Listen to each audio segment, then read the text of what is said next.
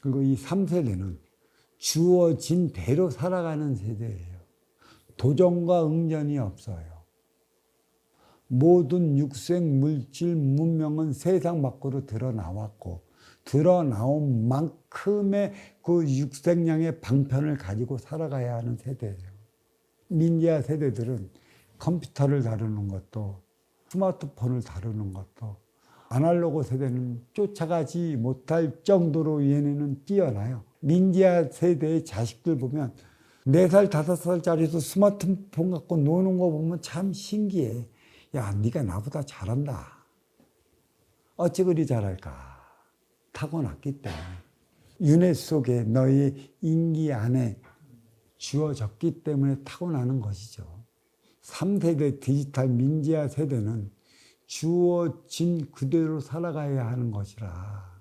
그래서 이들의 가사 내용을 보면 시대를 비평하고 시국을 비평하고 현 시대에 내가 나의 삶을 살아가지 못하는 것은 나 때문이 아닌 바로 너 때문이라는 것.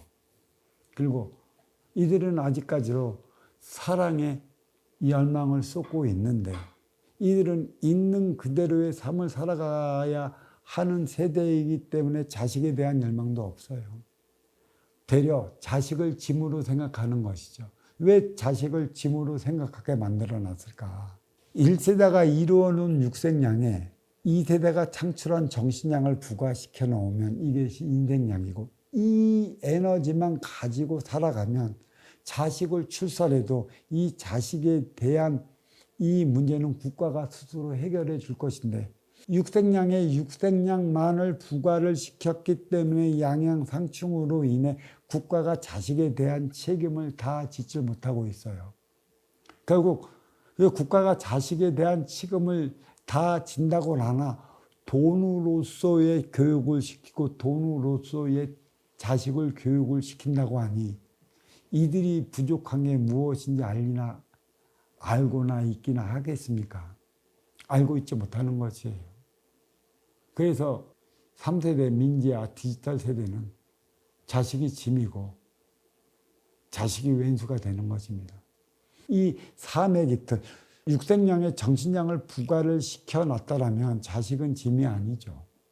함께 살아나가는 동반자가 되는데 참 심각한 문제는 자식은 낳지 않고 반려동물과 살아가려 들고 있어요.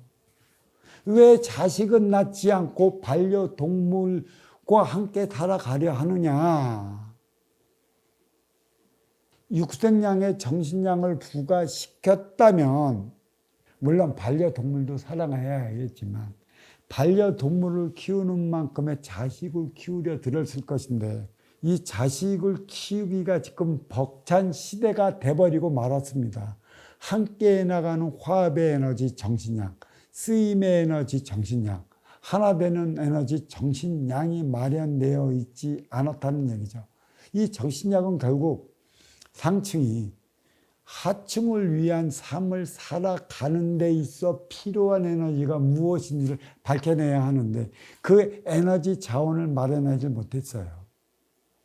자기의 삶을 살아가기도 벅찬 우리의 디지털 민지아들이 어찌 자식을 키우겠습니까? 자기 삶을 살아가기도 벅차다 보니까 누구에게 위로를 받고 누구에게 자기 자신을 의지하겠느냐는 것이에요.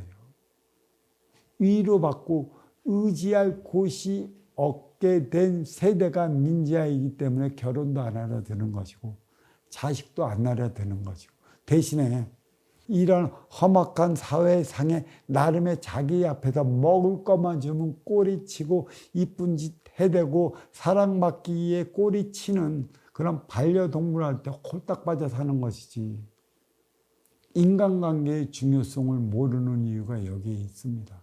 그래서 삶은 지금 기형적으로 흐트러지는 돌연변이 형태가 되어가고 있어요.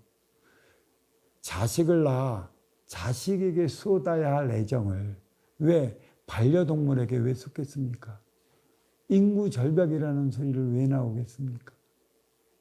진정 운용의 주체가 운용의 주체로서의 행위를 다한다면 활동의 주체는 활동의 주체로서의 행위를 다해 나갈 것인데 운용의 주체의 당위성, 그러니까 너희들은 먼저 주고 후에 받는 선순환 행위를 일으키기 위한 대안을 마련하고 뿌려줘야 되는데 그 대안이 마련되지 않아갖고 상극상충으로 우리는 노상, 투쟁을 외치고 싸움을 외치고 사투를 외치라는 얘기예요.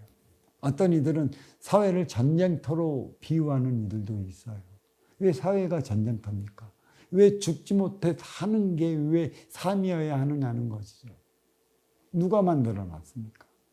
이 세대에서 육생양의 정신양을 부가시키는 화합의 에너지만 창출했다라면 이 3세대는 반려동물에 빠져 살아가지 않습니다.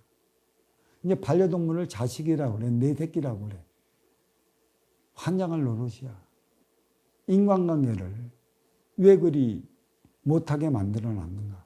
1세대는 자식을 위해 살아왔다면 2세대는 자기의 꿈의 실현을 위해 살아간 세대고 3세대는 그냥 주어진 삶을 살아가기 위해 태어난 세대예요. 그러면 이 밑받침을 만들어줘야 하는 게 2세대이고 2세대 아날로그가 육생양의 정신양을 부과시켜 이들의 삶의 복지를 위한 걸 토대를 마련을 해줬다면 이들은 결혼하고 자식을 낳죠.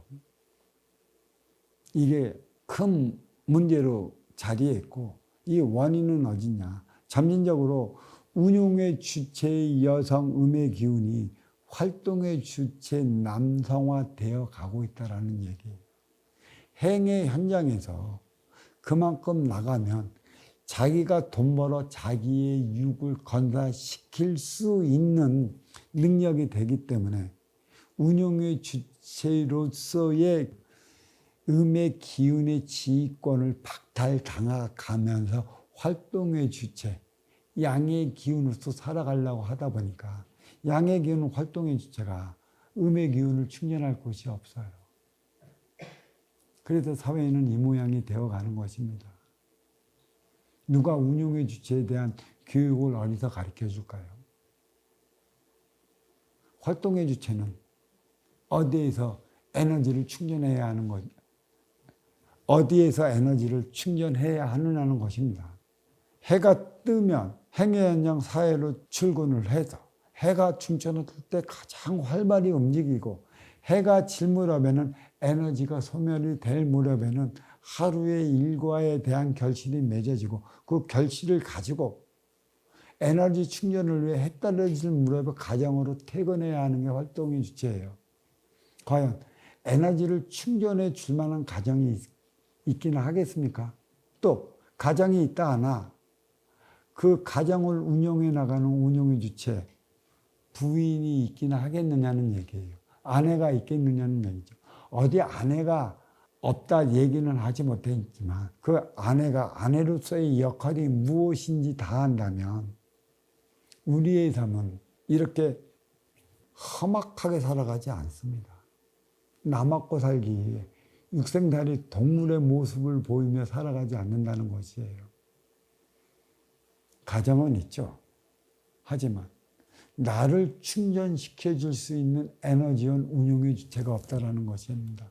그래서 이 활동의 주체가 행의 현장에서 자기 바운다리를 넓혀 나가기 어렵게 만들어진 이유가 여기에 있습니다. 내가 회사에 출근하는 것도 내 행위를 다하기 위한 것에 있고 행위를 다하면서 그 회사를 운영해 나가는 CEO의 철학을 흡수하기 위한 것에 있어요. 그 CEO, 그 회장 어떠한 철학을 가졌느냐에 따라 갖고 그 회사를 다니는 사원들의 삶의 모습도 바뀝니다. 근데 그 회장이 운용의 주체가 무엇인지 모르고 활동의 주체를 위한 육생양의 혈안이 되어 있다면 활동의 주체도 행위를 다하고자 찾아간 이 사원들은 어떠한 삶을 살아가야 하는 것일까요? 에너지 충전을 받지 못해갖고 그 회사 오래 못 다니고 또 그 회사는 또 오래 운영을 못합니다. 이 회사나 가정이나 어떠한 운용의 주체가 있느냐에 따라서 활동의 주체의 삶이 나아지는 법이지. 활동의 주체가 잘한다고 해서 나아질 것은 아무것도 없어요. 여기서 내가 사랑의 배터리를 얘기를 했죠. 어떻게 음의 기운, 운용의 주체의 여인들이 양의 기운은 활동의 주체, 남성들에게 충전을 알려준다면 그건 잘못된 생각입니다. 예전에 그러죠. 남자들이 여자들 피우고 가면 나랑 결혼하자. 네 밥 하나 못 먹어 살기겠냐. 순뻥이야. 조금만 지내봐봐라. 모든 건 남자한테 다 의지한다. 그게 네가 운용의 주체로서 활동의 주체를 운영해 나갔다면 이는 활동의 주체가 충실한 만큼의 육생량에 대한 걱정은 없는데 운용의 주체로서의 역할을 다하다 보면 행의 현장에서의 너의 입지가 흔들려 벌어오는 육생량이 불안하기 때문에 결론은 네가 돈 벌러 나가야 한다는 것이지. 이게 지금 오늘날 벌어지고 있는 모순적 차원이 여기에 있어요.